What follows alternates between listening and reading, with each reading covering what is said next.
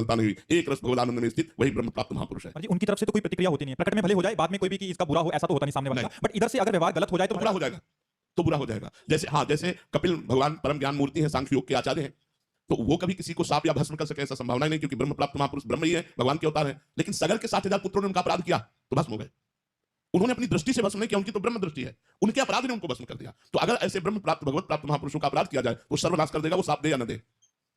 अगर वो साप देते हैं तब तो हमें बचा लेते हैं, अगर वो साप दे दें तो हमें बचा लेंगे, क्योंकि वो साप देंगे तो उनको वरदान भी देना होगा।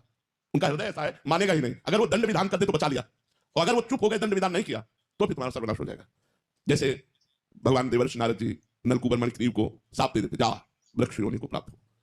अब वो चरणों में गिरा के महाराज जल योनि में, तो उन्होंने कहा बनोगे तो वृक्ष ही, लेकिन नंदालय के यमलार्जुन नाम के वृक्ष होगे, और तुम्हें भगवान श्री कृष्ण का सानिध्य प्राप्त होगा, स्पर्श प्राप्त होगा, दर्शन प्राप्त होगा, तुम्हारा संभाषण होगा भगवान से। निहाल कर दिया। जी, ऐसे महापुरुषों का संग से मतलब लाभ तो है ही है, बट ऐसा संग कैसे किया जाए, क्योंकि वो तो आपके समान है, कुछ भी जला देंगे। तभी भगवान से प्रार्थना करनी चाहिए कि हमको साधु संग की क्षमता दीजिए। जब द्रवहि दीन दयालु राघो तो साधु संगति पाइए। साधु संग बहुत दुर्लभ वस्तु, महासंगस्तु दुर्लभ हो, और इसीलिए देवर्षि नारद जी ने लिखा अगम्यो, क्योंकि वो जनसाधारण जैसे ही दिखेंगे, कोई मुकुट थोड़ी लगा के वो महापुरुष आते हैं, और उनकी जनसाधारण जैसी चेष्टा होगी, तो महापुरुषों की बाह्य चेष्टा से हम बिल्कुल नहीं जान सकते कि महापुरुष है। वो जनाने तब पता चले, नहीं तो एक सांसारिक दृश्य जैसा ही रहता है, केवल बाहरी त्याग वैराग्य की बात हम देख सकते हैं, उनकी स्थिति की बात हम नहीं देख सकते।